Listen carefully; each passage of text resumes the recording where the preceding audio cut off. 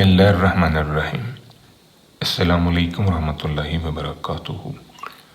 लाखों करोड़ों दुरूद व सलाम नबी करीम सल्लल्लाहु अलैहि वसल्लम पर और आपकी ही आल पर। आज बेटा हम बात करेंगे वेबल डिस्ट्रीब्यूशन पे। One of the most important continuous probability distribution है। इसमें से लाजमी पेपर में क्वेश्चन आता है।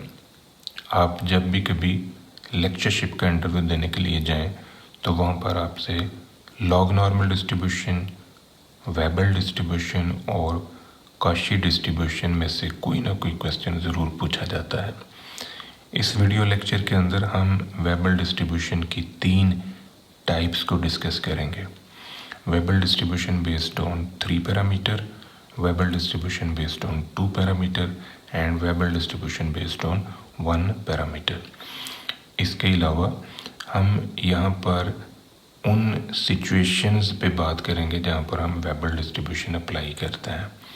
हम डिस्कस करेंगे कि वेबल डिस्ट्रीब्यूशन में से कौन सी डिस्ट्रीब्यूशन जो है वो जनरेट होती हैं, वेबल डिस्ट्रीब्यूशन का ग्राफिक डिस्प्ले क्या है, वेबल डिस्ट्रीब्यूशन के ग्राफिक डिस्प्ले में किस वजह से चेंज आता है, वेबल डिस्ट्रीब्यूशन की प्रॉपर्टीज़ क्या हैं। फर्स्ट ऑफ ऑल हम वेबल डिस्ट्रीब्यूशन बेस्ड ऑन 3 पैरामीटर पे बात करते हैं। हमारा कंटिन्यूस रैंडम वेरिएबल x है जो कि वेबल डिस्ट्रीब्यूशन को फॉलो करता है with 3 parameter alpha, beta and mu. और इसका जो PDF है हमारे पास ये है। यहाँ पर जो PDF है इसकी रेंज म्यू से लेके इन्फिनिटी तक है। ये जो म्यू है ये हमारा लोकेशनल पैरामीटर है और बीटा जो है ये हमारा शेप पैरामीटर है और अल्फ़ा जो है ये हमारा स्केल पैरामीटर है। अब अगर हम इस वेबल डिस्ट्रीब्यूशन में जो कि 3 पैरामीटर पर मुश्तमिल है, अगर हम म्यू की वैल्यू को 0 और अल्फ़ा की वैल्यू को 1 लिख दें तो ऐसी सिचुएशन में जो हमारे पास नई वेबल डिस्ट्रीब्यूशन जनरेट होगी वो स्टैंडर्ड वेबल डिस्ट्रीब्यूशन कहलाएगी। अब वो जो स्टैंडर्ड वेबल डिस्ट्रीब्यूशन है उसकी रेंज फिर 0 से इन्फिनिटी होगी क्योंकि आपने म्यू की वैल्यू को 0 रख दिया। तो ये हमारे पास एक PDF आ जाएगा फॉर स्टैंडर्ड वेबल डिस्ट्रीब्यूशन। ये PDF है, ये सिंगल पैरामीटर पर मुश्तमिल है, यानी बीटा जिसे हम शेप पैरामीटर कहते हैं। अब हम बात करते हैं कि कौन सी ऐसी सिचुएशंस हैं जहाँ पर हम वेबल डिस्ट्रीब्यूशन को यूज़ करते हैं। वेबल डिस्ट्रीब्यूशन जो है बेसिकली सर्वाइवल एनालिसिस के लिए यूज़ किया जाता है। एक बहुत बड़ा टूल है ये रिलायबिलिटी एनालिसिस और सर्वाइवल एनालिसिस के लिए। तो जहाँ पर भी आपने वारंटी एनालिसिस करना है वहाँ पर आप वेबल डिस्ट्रीब्यूशन अप्लाई करते हैं। आपने कोई इलेक्ट्रॉनिक डिवाइस बनाई है तो आप उसकी वारंटी को स्टडी करना चाह रहे हैं तो वारंटी लेवल की स्टडी के लिए हम वेबल डिस्ट्रीब्यूशन यूज़ करेंगे। फैक्ट्री के अंदर जो कंपोनेंट्स प्रोड्यूस किए जा रहे हैं उसके ऊपर अगर आप रिसर्च कर रहे हैं तो वहाँ पर भी आप वेबल डिस्ट्रीब्यूशन अप्लाई कर सकते हैं। यूटिलिटी सर्विसेज की स्टडी के लिए analysis the life time of dental implants की स्टडी के लिए भी हम ये वेबल डिस्ट्रीब्यूशन यूज़ करते हैं। वो तमाम एरियाज़ जहाँ पर टाइम टू फेलियर इम्पोर्टेंट होता है वहाँ पर भी हम ये वेबल डिस्ट्रीब्यूशन जो है यूज़ कर सकते हैं। अब हम बात करते हैं कि जो वेबल डिस्ट्रीब्यूशन है इसमें से कौन सी डिस्ट्रीब्यूशन जो है वो जनरेट होती हैं। हमारे पास जो मेन वेबल डिस्ट्रीब्यूशन का PDF है वो 3 पैरामीटर्स पर मुश्तमिल है और ये इसकी फॉर्म है। यहाँ पर जब हम म्यू की वैल्यू को 0 लिखेंगे तो इससे एक नई वेबल डिस्ट्रीब्यूशन जनरेट होगी जो 2 पैरामीटर बेस्ड होगी और ये हमारे पास 2 पैरामीटर बेस्ड वेबल डिस्ट्रीब्यूशन का PDF है। यहाँ पर म्यू की कीमत 0 रखने से ये इसकी जो रेंज है ये फिर 0 से इन्फिनिटी होगी, ये फॉर्म आ जाएगी। इसको हम लिख सकते हैं X follow the Weber distribution with alpha, beta and mu 3 parameters.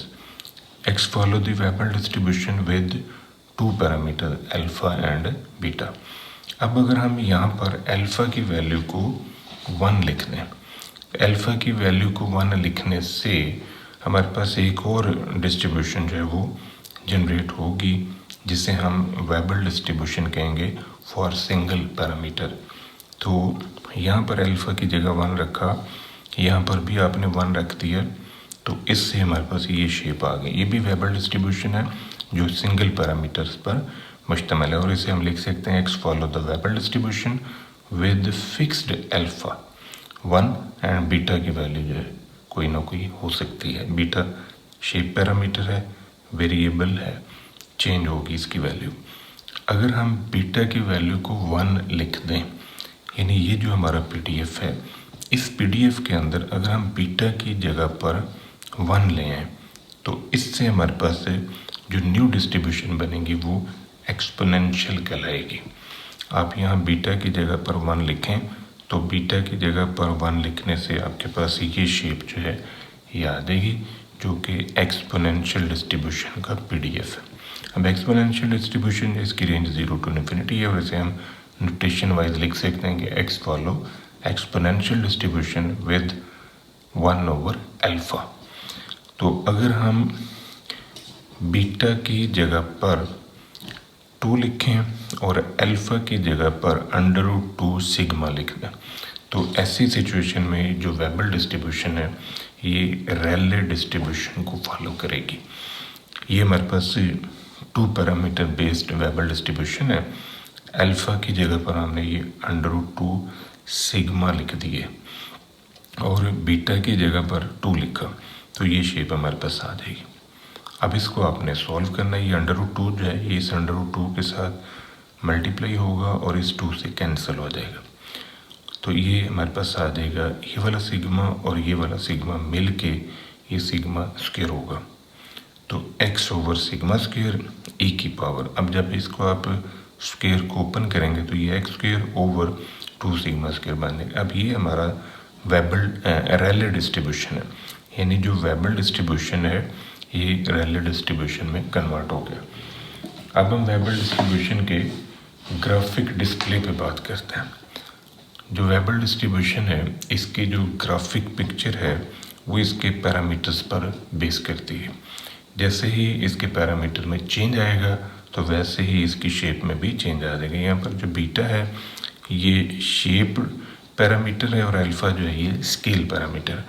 अब हम देखें कि अगर बीटा की वैल्यू को चेंज किया जाए, बीटा की वैल्यू अगर बढ़ने लग जाए, यानी 0.5 से 1 हुई, 1 से 2.5 हुई, फिर 5 होगी, तो आप नोटिस करें कि जो वेबल डिस्ट्रीब्यूशन की शेप है उसमें किस तरह की तब्दीली आ रही है। यानी जैसे जैसे बीटा की वैल्यू एक्सटेंड हो रही है, जो वेबल डिस्ट्रीब्यूशन है ये नॉर्मल को फॉलो करने लग गई है, यानी वेबल डिस्ट्रीब्यूशन एक स्टेज के ऊपर नॉर्मेलिटी की तरफ जा रही है।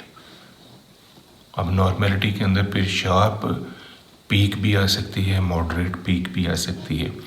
तो ये वाली जो है जहाँ बीटा की वैल्यू 5 है ये शार्प पीक्ड नॉर्मल बन रही है। तो जैसे ही बीटा की वैल्यू में कमी आएगी तो ये डिस्ट्रीब्यूशन जो है इसकी शेप रिड्यूस होने लग जाएगी, और रिड्यूस होते होते ये इस फॉर्म में जा रही है। यानी ये बीटा की वैल्यू और छोटी करेंगे तो ये डिस्ट्रीब्यूशन और इस तरह की बन जाएगी।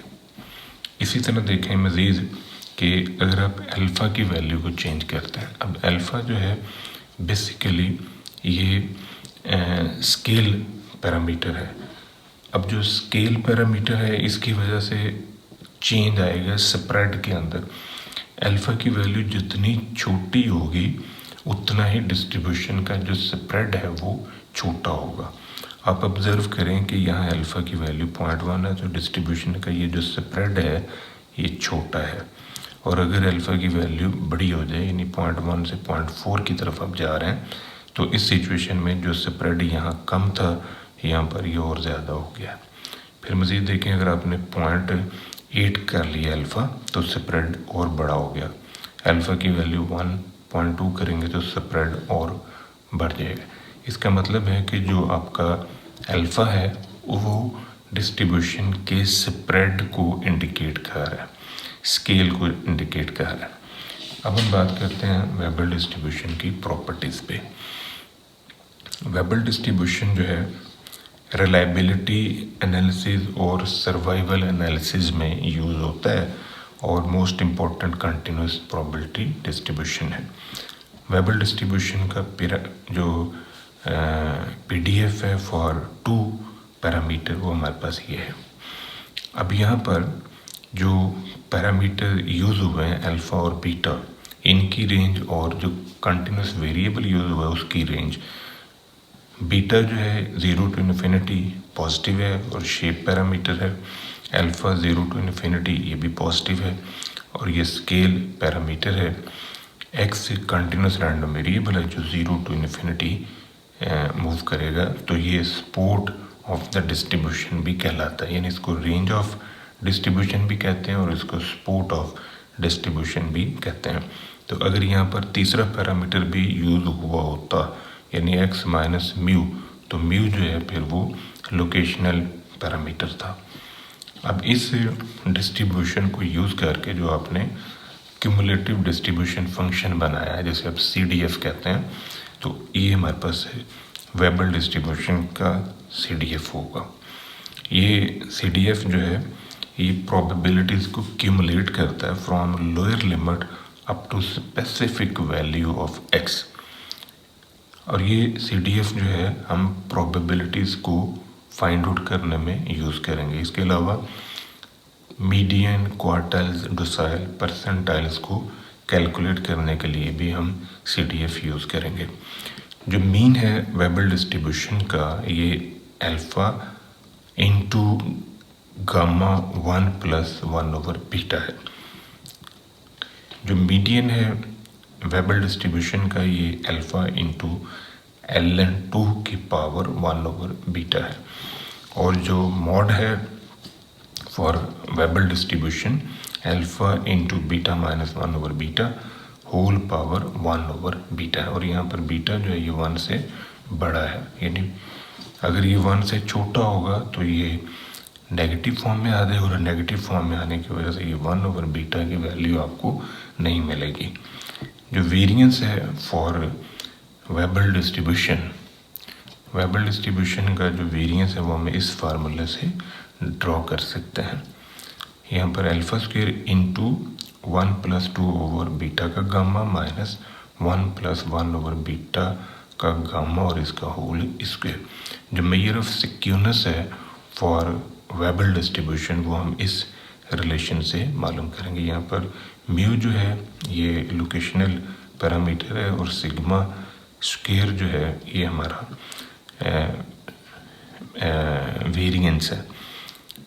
बीटा जो है ये हमारा शेप पैरामीटर और अल्फ़ा जो है ये हमारा स्केल पैरामीटर है।